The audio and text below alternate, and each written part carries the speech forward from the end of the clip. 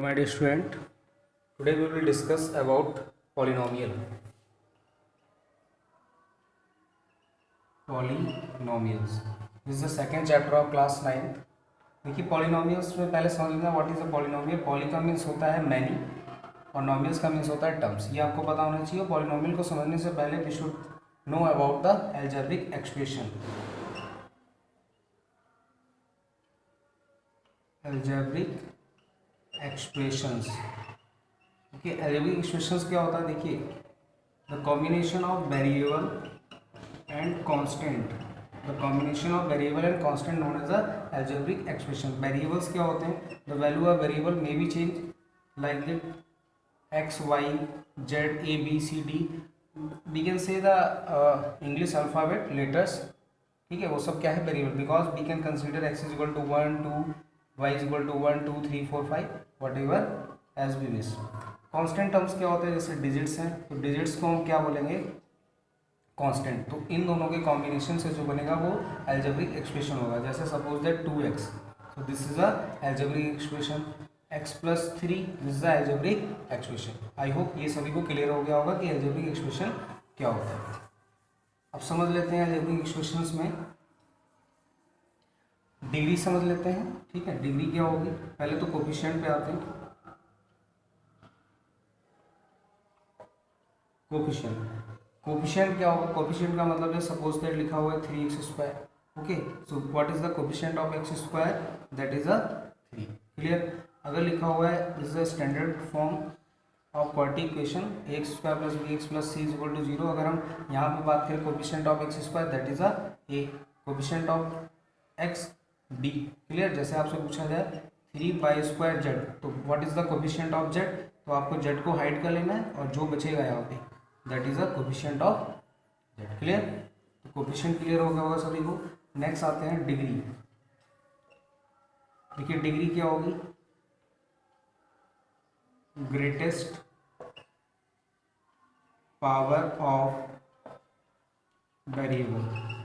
किसी भी मतलब पॉलिनोमियल लिखी हुई है और उसकी जो ग्रेटेस्ट पावर होगी, जैसे suppose that x⁴ plus y plus z. तो यहाँ पे देखिए वेरिएबल की पावर हाईएस्ट कितनी है?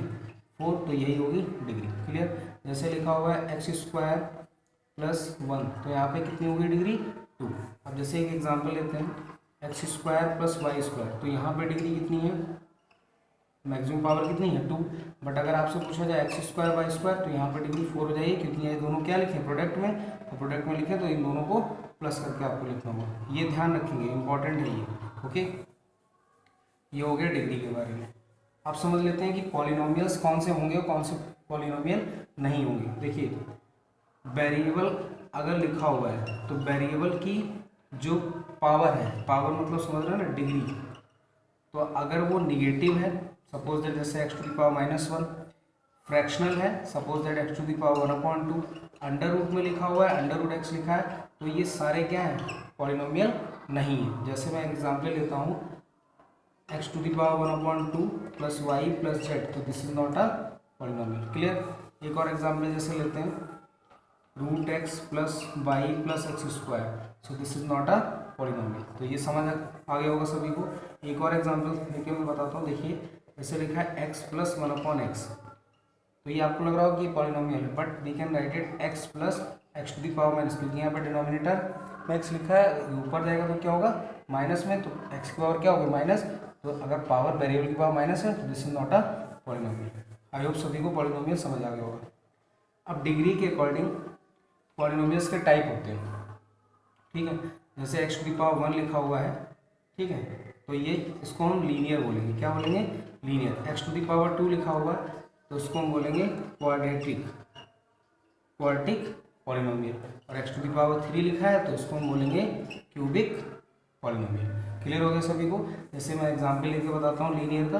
तो लीनियर मतलब x + 1, तो ये लीनियर हो गई. क्लियर सभी को.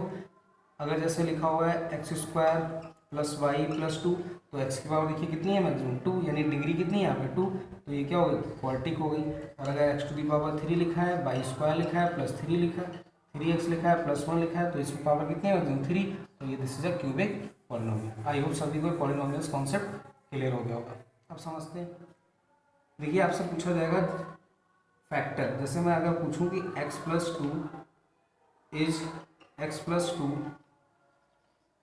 Factor of x square plus 5x plus 6, check कैसे करते हैं। जैसे मैं आपसे पूछूं कि 2 जो है वो 6 का फैक्टर है, तो यस, अगर हम 2 से इसको डिवाइड करते हैं, 2 से डिवाइड होगा 2 3 जा, तो यानी कि हम बोलेंगे 2 इज़ अ फैक्टर ऑफ 6। तो कैसे करते हैं, डिवाइड करके कर लेते हैं या फिर इसकी वैल्यू इसमें से पुट करते हैं। देखिए और एक चीज़ समझ लीजिए, एक इसमें रिमाइंडर थ्योरम आपको पढ़ना पड़ेगा। रिमाइंडर थ्योरम होती क्या है, रिमाइंडर थ्योरम होती है कि अगर जैसे मान लीजिए 2 लिखा हुआ है, आपसे पूछा जाए 2 इज़ अ फैक्टर ऑफ 5, तो आप 5 को 2 से डिवाइड करेंगे, तो देखिए 2 2 ज़ा 4, रिमाइंडर 1, तो रिमाइंडर क्या आ रहा है, इज़ नॉट इक्वल टू 0। तो रिमाइंडर अगर 0 आएगा तो that will be the factor, अगर रिमाइंडर 0 नहीं आ रहा है तो इसका मतलब वो फैक्टर नहीं होगा। तो देखते हैं यहाँ से, तो x प्लस 2, पहले आप यहाँ पे लिखेंगे जीरोज़, तो जीरोज़ क्या होगा, x plus 2 is equal to 0, तो x is equal to plus का इस साइड होगा माइनस, और -2 को इसमें पुट कीजिए, तो -2 का स्क्वायर